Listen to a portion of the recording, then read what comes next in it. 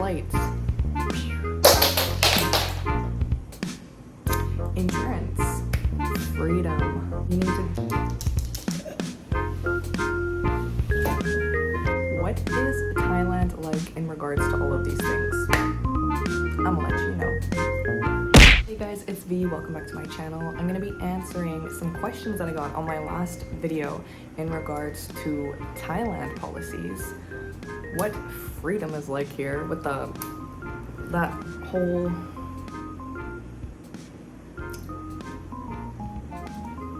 policy, what it's like in regards to Mexico. If you're new to my channel, I'm a Canadian that moved out of Canada before the demic. I don't know about the words on here, but before the demic, moved to Mexico, lived there for 2 years, and now I'm in Thailand and gonna be hopping around Asia and sharing some tips and tricks and everything I learned along the way, as well as some personal development, law of attraction, expanding your mind kind of content so that you guys realize we are limitless beings capable of having anything that we desire. So I'm gonna answer some of these questions here, and then we're gonna do a little beach vlog so you guys can see what the beach is like. 4 hours from Bangkok, I think.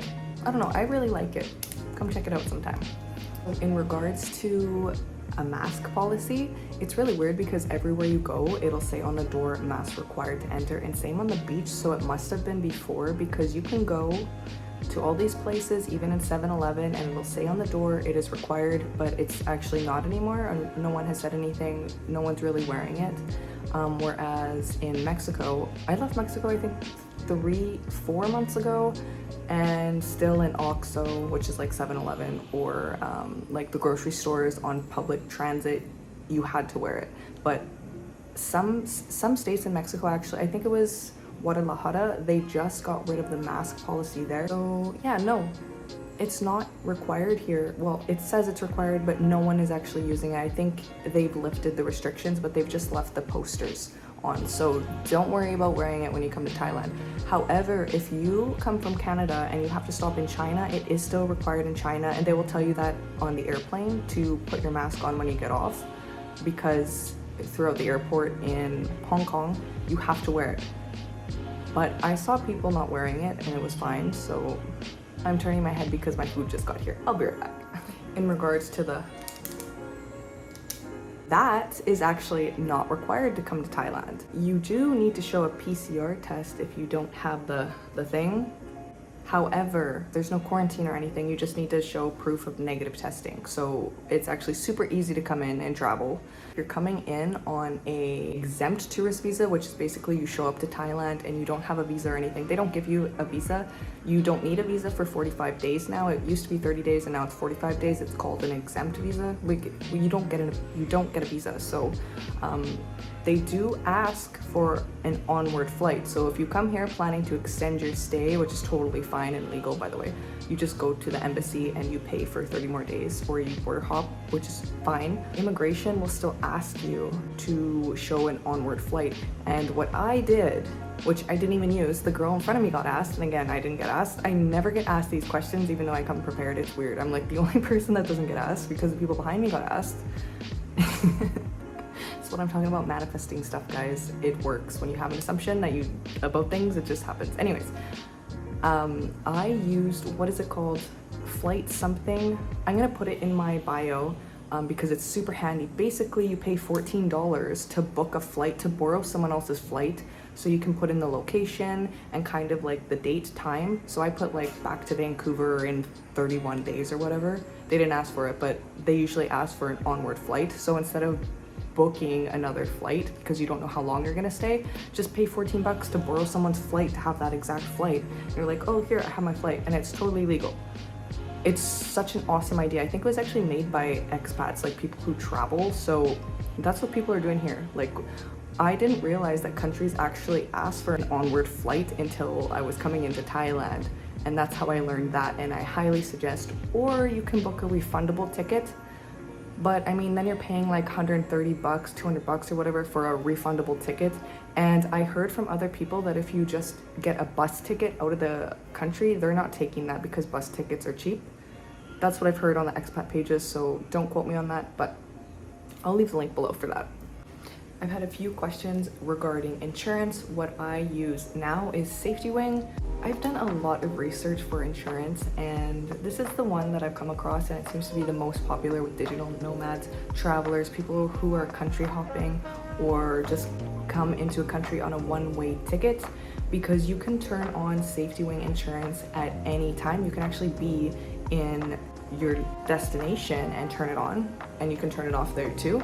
Whereas all the other insurance companies, you have to do it beforehand, which is kind of a pain in the butt if you don't know how long you're gonna stay. And it is very affordable. It's $44 a month, and when I compared with another Canadian insurance company, it was $200 a month. If you go somewhere for 6 months, $200 a month with maybe a 10% discount because it's longer term is a lot of money. Whereas $44 a month for 6 months, it's awesome. And everything's covered. It's very popular. I've actually heard about Safety Wing through so many people. That's how I learned about Safety Wing. So if you're interested in that insurance company, I will leave that down below. I highly recommend. It's literally the best bang for your buck. And you can turn it on, turn it off whenever you want. So, last question before we go get a smoothie and go to the beach. Freedom. How do I feel being here? Was one of the questions I got on my last video. Do I feel constricted at all, pressured into wearing anything, or scolded? The answer is no, I don't. I feel quite free here. Canada, actually, I felt kind of free too. The only thing about Canada is I feel like it has gotten more opinionated since I've been in Mexico. I come back and people are so strict on rules. If you know what I'm talking about, just how you say things, how you word things. I felt like really uptight, and it felt really stressful. Like when I came into the Vancouver airport, I just came back to visit my family for a couple months, and Vancouver just reminded me of why I don't want to live in Canada. It was just so stressful. Everyone is yelling and people are so mean. I was getting cut off. Well, I wasn't. My mom was driving when she picked me up. People were cutting off. Someone fingered my mom, like right when she picked me up.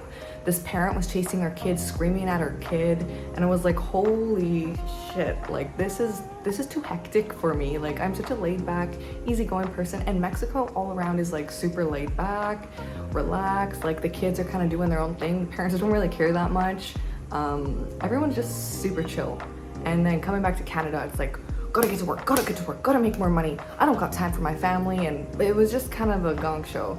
And also like super opinionated, super like you can't have your own opinion in Canada, or else you're a bad person if you don't agree with what politics are saying. And it's just like, oh my god, I feel like I can't talk, I can't be myself, and that's just how I felt, and I don't really like that. All I have to say, like it's kind of sad. I don't understand work, money. That's the only thing that matters, is getting the next best truck, the biggest house, working harder so you can make more money to buy more things. It's just really materialistic, and I don't like that. I just don't agree with that. I feel like our passions and our friends and our family should be coming first, and the money just follows when you follow your passion. We should be putting experiences and people and things that we love first, and then material things next. Like there's nothing wrong with wanting like a luxury mansion and all these things, but once you start putting money before everything else, that, in my opinion, is not good. That's not the point of life. The point of life is to love, create, experience, have fun, and realize that you are the creator of your own reality, and you can have whatever you want. You just gotta put your mind to it, and you can get it. And sharing your gifts with people, expressing love and kindness and joy, and just having a good, happy, memorable time here on earth while we are here, because our time is limited. Okay, what was I saying? Oh, if you know me, I go on rants sometimes. So I actually feel like quite free here and open. Like it's nice, it's kind of refreshing. I will say it's a little bit different culture than Mexico. In Mexico, I made so many friends so fast because people are so chatty. Here, people just smile and really keep to themselves. I've already made like a few friends because everywhere I go, I make friends super easily. Like people are just always curious, like, oh, what's this foreigner girl doing here, traveling by herself? I'm gonna go talk to her. So it's easy for me to make friends, but I just noticed people keep to themselves more here. which I don't mind. Sometimes I just like to go for a walk, listen to a meditation, and do my own thing. Whereas in Mexico, always someone was coming up to me. Even when I'm reading a book, I would get interrupted, which it's nice that people are kind, but sometimes it's to the point where, okay, I'm reading a book on the beach and I want to be alone, and there's always these people coming up to me and talking to me, and it was just a little overwhelming. Sometimes I like to be alone. Whereas here I feel like I can be alone and people are really nice about it. Also, I want to mention this. So I was on the beach. I'm 4 hours south of Bangkok, and there are foreigners, a lot of foreigners, women, like naked. I didn't know that you could be naked here, because in Mexico, I think there's only one beach in Mexico, in Oaxaca, that you can be naked, I think. But there was a bunch of naked people here, and just from what I thought it was super religious and Buddhist here, and it's respectable to wear more clothes here. That's what I thought. But like, there's naked people on the beach. There's a bunch of men wearing little thong things. It's kind of like Europe here, even though I haven't been to Europe really. I just would assume that that's what it would be like in Europe. So it's actually quite open here. Also, I need to mention this. I don't really like this stuff at all, but I heard like on the expat pages, this is kind of like a big thing. Like, a lot of people do smoke here because in Bali, it's completely illegal to have like marijuana, weed. Not my thing at all. But I just wanted to mention that to you guys because it was kind of a debate on one of the expat pages. Here it is legal. Lots of things are legal here, whereas in Bali, lots of things are illegal. So keep that in mind. But yeah, that's all I want to say for now. Let's go get a smoothie bowl and we're gonna go to the beach. And I'm not gonna talk about Thailand anymore. I'm actually gonna read some philosophy pieces. I'm not sure yet, we'll see. But yeah, I'm gonna show you guys around a little bit. Anyways, I hope you enjoyed. If you have any questions, leave them down below and I'll get back to you. And if you liked this video, please like it. And if you're not already subscribed, please subscribe to the channel. It would mean a lot to me. And I did a little mini tour of the mall and my condo. I talked about passport information and a few other like transportation information in Thailand on my last video. So I will leave it at the end if you're curious about that. And until next time, peace and love.